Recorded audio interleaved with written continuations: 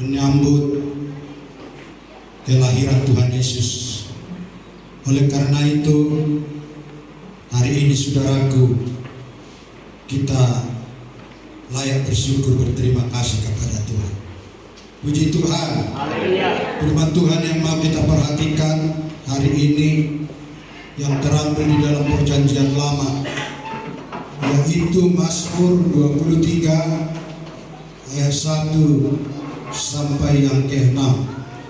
Mazmur 23 ayat 1 sampai 6. Firman ini sudah sangat familiar, kita mendengarkan, maka hari ini firman ini menjadi milik dan bagian kita. Mazmur 23 ayat 1 sampai yang ke-6.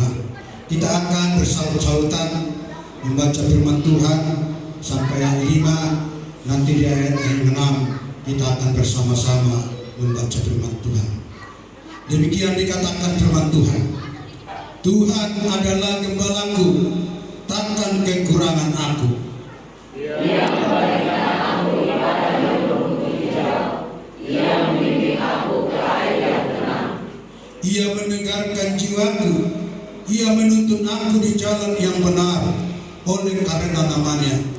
Sekalipun aku berjalan dalam lembah kegelapan, aku tidak takut bahaya, sebab Engkau besertaku. Gadamu dan tongkatmu, itulah yang menghibur aku. Engkau menyelamatkan, Engkau menyediakan hidangan bagiku di hadapan lawanku. Engkau mengurapi kepalaku dengan minyak, pialaku penuh melipat. Ayat 6. Kebajikan dan kemurahan belaka akan mengikuti aku seumur hidupku, dan aku akan diam di rumah Tuhan. Puji Tuhan. Nah, Bapak Ibu Saudara yang dikasihi Tuhan, firman ini yang dituliskan oleh Raja Daud setelah dia mengalami banyak masalah, banyak tekanan, banyak persoalan. Jika kita melihat dalam ayat 1, Tuhan adalah gembalaku, takkan kekurangan aku. Ia membaringkan aku di padang yang berumput hijau. Ia membimbing aku ke air yang tenang. Apakah ini pernah sedang dirasakan oleh Raja Daud? Ini menjadi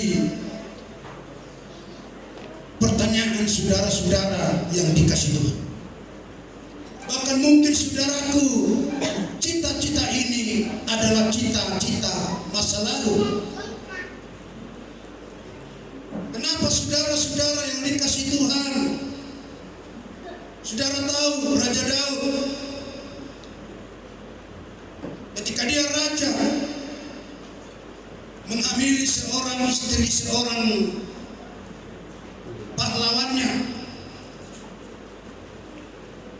lalu dia mengambil konspirasi untuk membunuhnya.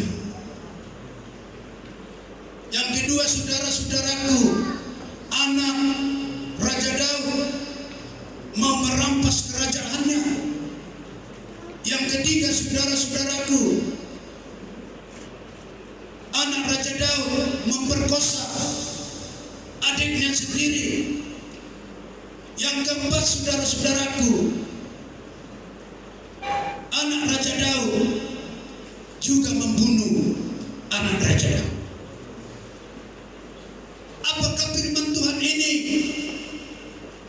sungguh-sungguh, saudaraku, dibaringkan di rumput yang hijau? Saya kira Raja Daud di sini merasa sangat tidak tenang, merasa gundah gulana, merasakan beban yang berat. Sekali dia dikatakan, saudara-saudaraku, sekalipun aku berjalan dalam lembah kelaran,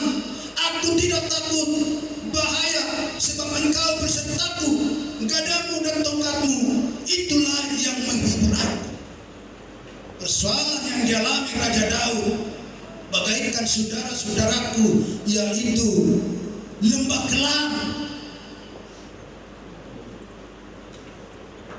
Ini saudara-saudara yang dikasih Tuhan, yang dirasakan oleh Raja Daud. Namun saudara-saudaraku, seperti pujian kita tadi, Yesus setia. Puji Tuhan. Saudara tahu Raja Daud adalah yang dipilih Tuhan, yang ditentukan oleh Tuhan. Bahkan dari abang-abangnya, dari yang saudaranya, setelah ditunjukkan, Nabi berkata, bukan ini, ada lagi yang lain. Orang yang sudah dipilih Tuhan pasti akan ditolong Tuhan. Orang yang sudah ditentukan Tuhan pasti akan diselamatkan Tuhan. Haleluya. Dan hari ini tema atau judul firman Tuhan, bangkit menata kehidupan. Bangkit menata kehidupan. Apakah saudara ada sedang merasakan, sedang dialami oleh Raja Daud ini? Apakah saudara sedang mengalami seperti yang dialami oleh Raja Daud ini? Mungkin itu dari anak-anak kita yang tidak membuat kita tidak merasa enak. Mari saudara-saudaraku, ketika saudara terpuruk, ketika saudara menderita, ketika saudara susah, ingat Yesus setia. Dengan kata lain saudaraku, mari bangkit menata kehidupan kita pribadi dan juga keluarga, lepas keluarga kita. Haleluya.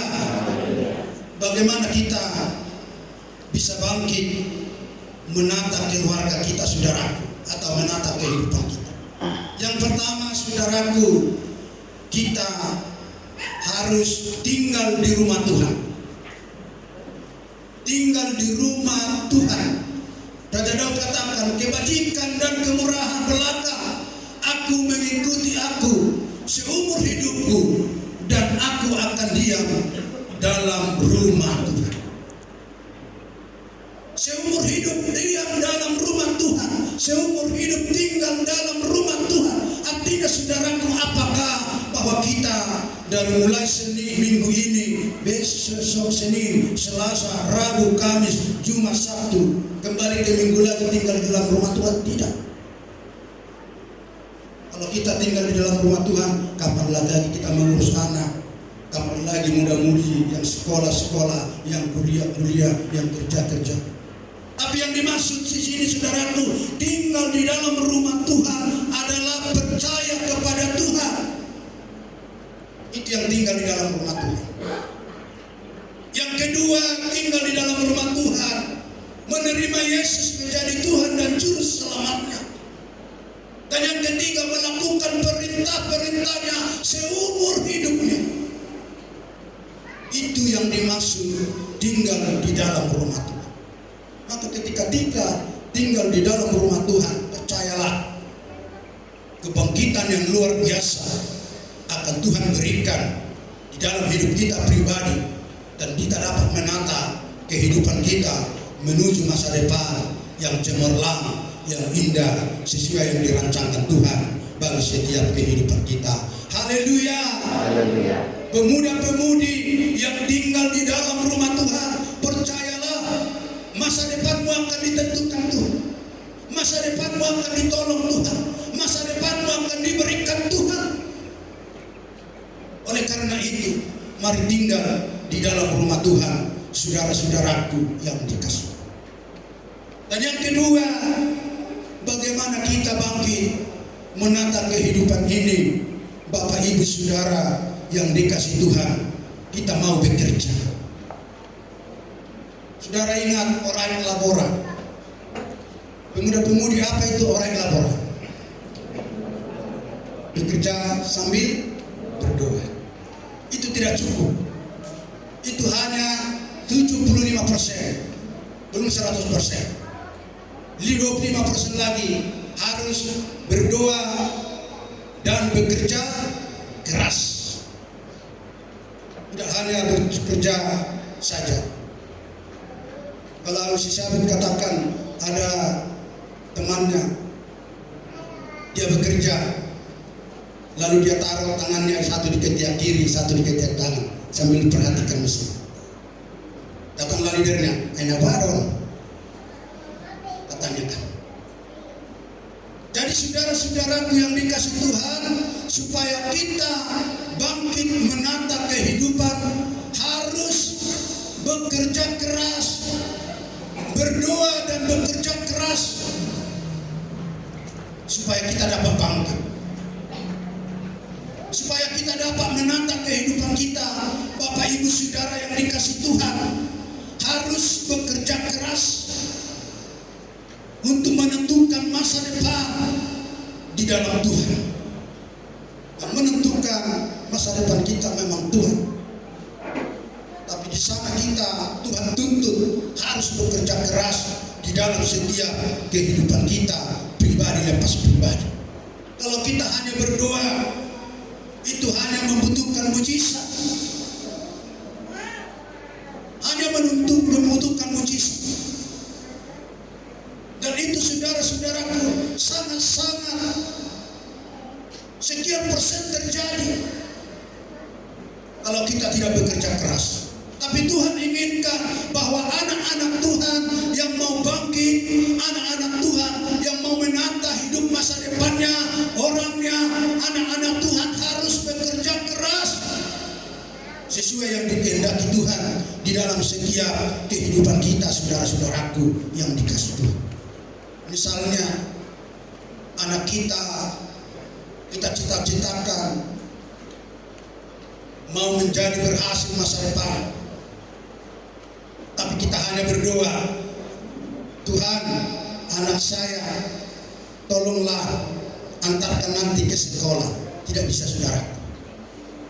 Harus orang tuanya mengantar ke sekolah, lalu nanti Tuhan menentukan masa depannya menjadi berhasil, menjadi sempurna, menjadi memiliki jabatan atau pangkat seperti yang dialami, diterima oleh Raja Daud dalam setiap kehidupan. Itu semua kita rindukan, itu semua kita inginkan. Tapi Tuhan inginkan bahwa orang tua harus bekerja mengantar anaknya. Tidak cukup hanya berdoa kepada Tuhan. Dan Tuhan pun tidak akan mau mengantar anak kita, sebab Dia ada di dalam kerajaan sorga. Haleluya. Nah, hari ini firman ini mengajak kita, saudara-saudaraku yang dikasihi Tuhan, supaya kita, bagian kita adalah bekerja, saudara-saudaraku, untuk melayani Tuhan di dalam setiap kehidupan kita. Dan yang ketiga, supaya kita dapat bangkit menata kehidupan kita, saudara-saudaraku, kita harus mengambil keputusan. Ambillah keputusan kira-kira 300 sampai 1.500 waktu. Artinya seperti orang tua memberikan satu pepatah bahwa ketika berburu rusa tidak bisa dapat langsung 2 ekor. Kita harus putuskan satu diburu. Kalau saya mati itu animal apa itu, film animal itu, harimau, singa, walaupun banyak di sana kawanan sapi itu, hanya satu ditentukan dia, diputuskan dia. Apakah anaknya yang paling kecil dan dia ukur kekuatan anak itu tidak seberapa. Oh, itu yang ku kejar, itu yang ku tangkap menjadi santapanku di pagi hari ini, sebab saya mau sarapan, kata singa itu, saudara. Diberikan keputusan supaya apa, saudara-saudara? Supaya jangan terjadi kegagalan saudara-saudara yang dikasih Tuhan. Jadi kita mau buat satu keputusan. Pemuda-pemudi harus membuat satu keputusan.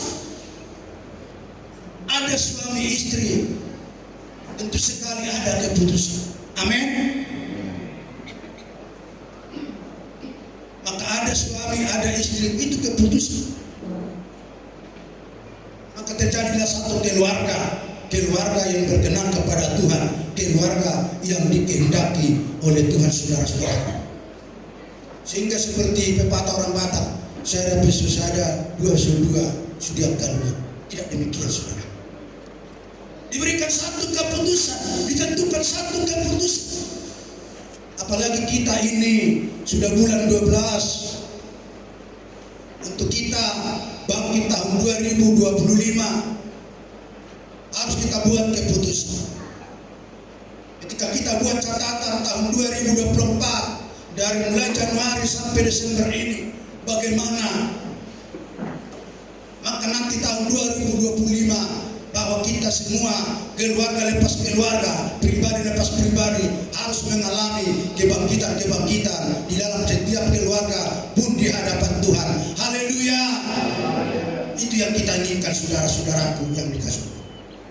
Dan untuk kita menata itu, saudara-saudaraku, harus kita membuat satu keputusan supaya ada, saudaraku, perubahan, supaya ada perkembangan di dalam setiap kehidupan kita, saudara-saudaraku yang dikasihi Tuhan.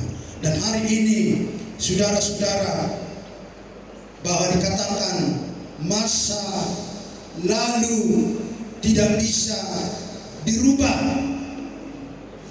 tetapi masa depan bisa dirancang. Masa lalu tidak dapat dirubah, tetapi masa depan bisa kita rancang. Dengan apa kita rancang, saudaraku? Kita mau menata dari semula supaya masa depan itu menjadi baik, menjadi lebih sempurna di dalam setiap kehidupan kita, baik itu secara tengah-tengah keluarga, baik itu secara rohani, saudara.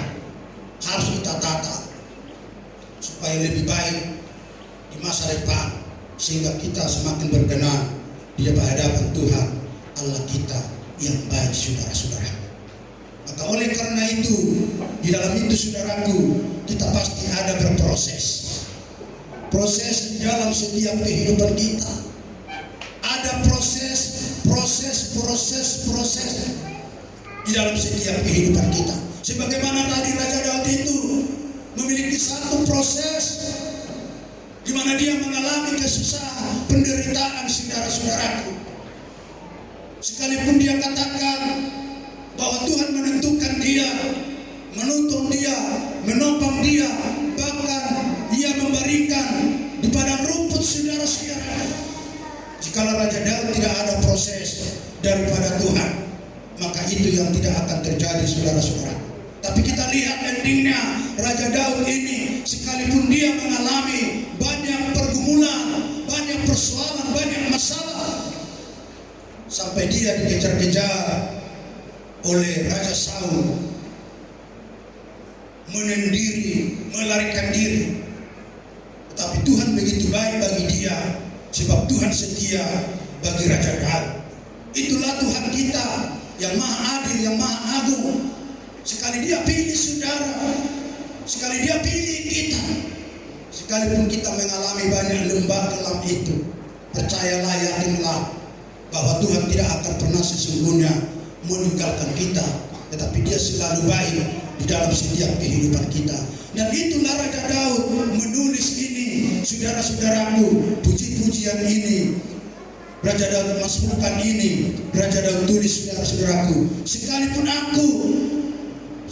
aku berjalan dalam lembah kekelaman, aku tidak takut bahaya, sebab Engkau bersertaku, gadamu dan tongkatmu, itulah yang menghibur aku. Artinya, saudaraku, setelah Raja Daud alami step demi step sampai ujungnya, baru dia mengetahui bahwa sesungguhnya Tuhan itu tidak pernah tinggalkan dia, tidak pernah lepaskan dia. Selalu menolong, selalu menjaga, selalu melindungi kehidupan Raja Daud, saudara-saudaraku. Bahkan dikatakan, Engkau menyediakan hidangan bagiku di hadapan lawanku. Engkau mengurapi kepalaku dengan minyak, pialaku penuh melimpah, saudara-saudaraku. Artinya sekalipun Raja Daud di dalam kesusahan itu, dia selalu diberkati Tuhan, dia selalu ditolong Tuhan, dia selalu diperhatikan Tuhan. Demikian juga saudara dan saya, kita yang hadir hari ini, jemaat Tuhan yang ada di gereja Kampung Baru Situbak ini, pasti kita semua mengalami persoalan, pasti kita semua mengalami masalah. Tapi percayalah, yakinlah, dia ada Tuhan kita Yesus Kristus. Dia tidak akan pernah tinggalkan kita. Di balik persoalan masalah kita ini, Tuhan selalu memberikan yaitu sesuatu yang baik, sesuatu yang indah di dalam setiap kehidupan kita, saudara-saudaraku yang dikasihi Tuhan. Nah, hari ini firman ini mengingatkan saudara, mengingatkan saya, mengingatkan kita bahwa Tuhan akan memberikan kebijakan dan kemurahan belaka akan mengikuti aku seumur hidupku. Kemurahan akan mengikuti seumur hidup kita. Artinya sampai nanti Tuhan menutup mata kita, sampai nanti Tuhan memanggil kita untuk kembali ke rumah Bapa, maka Tuhan akan berikan di dalam setiap kehidupan kita kebajikan, kemurahan mengikuti kita seumur hidup kita. Kemurahan, kebajikan, kebaikan-kebaikan yang ada dalam hidup kita, kemurahan-kemurahan yang ada di tengah keluarga kita. Artinya kemurahan ini ketika kita mau memohonkan ini kepada Tuhan, Tuhan berikan kemurahan. Dia berikan jalan-jalan yang baik, jalan-jalan yang pasti. Ada orang kalanya untuk mencari sesuatu begitu sulit, begitu pahit, semua mentah. Tapi orang-orang yang diam di dalam rumah Tuhan itu, Tuhan selalu buat kemurahan. Artinya bisa saja Tuhan menunjukkan orang untuk memberikan jalan. Bisa saja Tuhan menunjuk orang untuk membantu. Bisa saja Tuhan menunjuk orang untuk memberikan jalan keluar. Maka disitulah kita bisa mendapatkan sesuatu yang kita inginkan, yang kita rindukan, saudara-saudaraku yang dikasihi Tuhan. Maka hari ini firman Tuhan ini yang datang kepada kita agar kita dapat bangkit, menata kehidupan kita untuk masa depan saudaraku. Yang pertama tadi, mari kita tinggal seumur hidup kita di dalam rumah Tuhan. Dan yang kedua, saudara-saudaraku, mari kita bekerja keras sesuai dengan proses yang diberikan Tuhan. Dan yang ketiga, saudaraku, mari kita membuat satu keputusan bagi setiap kehidupan kita, supaya lewat keputusan itulah, saudara-saudaraku, kita bisa melakukan yang terbaik dalam keluarga kita, dalam hidup kita, terlebih kepada Tuhan, Juru Selamat dan Penyelamat kita. Terpuji Tuhan, termulia Tuhan hari ini kekal untuk selamanya. Haleluya. Amin. Mari kita bangkit berdiri dan kita berdoa.